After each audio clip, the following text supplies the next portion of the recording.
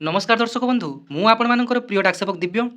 ସାରା ଓଡ଼ିଶାର ସୁଭଦ୍ରା ଭଉଣୀମାନଙ୍କ ପାଇଁ ଏକ ଖୁସିର ଖବର ନେଇ ଆସିଛି ଯେ ବହୁତ ଜଣ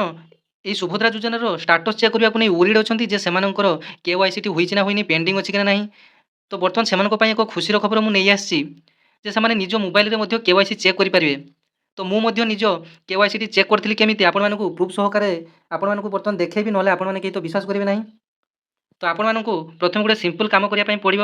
ଯେ ଆପଣମାନେ ଏହି ସୁଭଦ୍ରା ଯୋଜନାର ହେଲ୍ପଲାଇନ୍ ନମ୍ବରଟି ଆପଣମାନେ ଏଠି ଦେଖିପାରୁଛନ୍ତି ଯେ ସୁଭଦ୍ରା ଯୋଜନାର ଆପଣମାନଙ୍କର ହେଲ୍ପଲାଇନ୍ ନମ୍ବରଟି 14678 ତ ଏହି ନମ୍ବରରେ ଆପଣମାନଙ୍କୁ କେବଳ କଲ୍ କରିବା ପାଇଁ ପଡ଼ିବ ତ ଆସନ୍ତୁ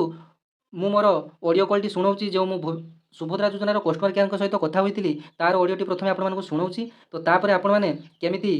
ନିଜେ ଡାଏଲ୍ କରିବେ ବା କଲ୍ କରିବେ ମୁଁ ଆପଣମାନଙ୍କୁ ବତେଇବି ତ ଦେଖନ୍ତୁ 14678 ନମ୍ବରରେ ମୁଁ କଲ୍ କରିଥିଲି ଆପଣମାନଙ୍କୁ ରେକର୍ଡ଼ିଂ ମଧ୍ୟ କରୁଛି ତାହା ଆଜି ଆପଣମାନଙ୍କୁ ଶୁଣେଇବି ନୂଆ ପରିଚୟ ସୃଷ୍ଟି କରିଛି ସ୍ୱାବଲମ୍ବୀ ହେବାର ନୂଆ ଅଧ୍ୟାୟ। ଆପଣଙ୍କର କଲ୍ଟି ଆମ ପାଇଁ ମୂଲ୍ୟବାନ ଅଟେ। ଆମ ସମସ୍ତ ଅଧିକାରୀ ଅନ୍ୟ କଲ୍ରେ ବ୍ୟସ୍ତ ଅଛନ୍ତି। ଦୟାକରି ଅପେକ୍ଷା କରନ୍ତୁ। ଆମେ ଶୀଘ୍ର ହିଁ ଆପଣଙ୍କର କଲ୍ କନେକ୍ଟ କରୁଛୁ। ସୁଭଦ୍ରା ପ୍ରତିଟି ଘରର ମହିଳାମାନଙ୍କ ପାଇଁ ଏକ ଉପହାର ମିଳିଛି ତାଙ୍କ ଆର୍ଥିକ ନିଷ୍ପତ୍ତି ନେବାର ଅଧିକାର। ଧୈର୍ଯ୍ୟର ସହିତ ଯାହାଙ୍କ ନାଁରେ ଆପ୍ଲାଏ କରାଇଲା ତାଙ୍କ ନାଁ ମନେ ଆଜ୍ଞା ଆଜ୍ଞା 12 ତାରିଖରେ ଆପ୍ଲାଏ କରିଥିଲେ ସାର୍ ଆପଣ ଆଜ୍ଞା ଆଜ୍ଞା ସାର୍ ଆପଣଙ୍କର ଆପ୍ରୁଭାଲ ଷ୍ଟାଟସ୍ ଅଣ୍ଡର ପ୍ରୋସେସରେ ଅଛି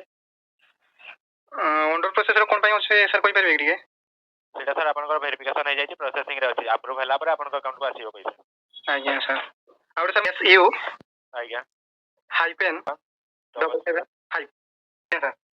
12 ତାରିଖରେ ଆପ୍ଲାଏ କରିଥିଲେ ସାର୍ ଆଜ୍ଞା ସାର୍ ଆଜ୍ଞା ତାଙ୍କର ବି ଆପ୍ରୁଭାଲ ଷ୍ଟାଟସ୍ ଅଣ୍ଡର ପ୍ରୋସେସରେ ଅଛି ଆଜ୍ଞା ସାର୍ ଆଜ୍ଞା କୋଉଠୁ କହୁଥିଲେ ଆପଣ କୋଉ ଜିଲ୍ଲାରୁ ସାର୍ ସାର୍ ବାଲେଶ୍ୱର ଜିଲ୍ଲାରୁ କହୁଥିଲେ ଆଜ୍ଞା ଆପଣଙ୍କ ବ୍ଲକ୍ ସାର୍ ବାଲିଆପାଳ ଆପଣଙ୍କ ନାଁଟା ସାର୍ ଦିବ୍ୟରଞ୍ଜନ ନାୟକ ଆଜ୍ଞା ସାର୍ ଆପଣ ଆମର ଏଇଟା କ୍ଲିୟର ହେଇଯିବ ତ ଆଜ୍ଞା ସାର୍ ଆଜ୍ଞା ତାହେଲେ ଠିକ୍ ଅଛି ସାର୍ ଆଜ୍ଞା ସାର୍ ସୁଭଦ୍ରା ହେଲ୍ପଲାଇନ୍କୁ କଲ୍ କରିଥିବାରୁ ଧନ୍ୟବାଦ ଆଜ୍ଞା ସାର୍ ଧନ୍ୟବାଦ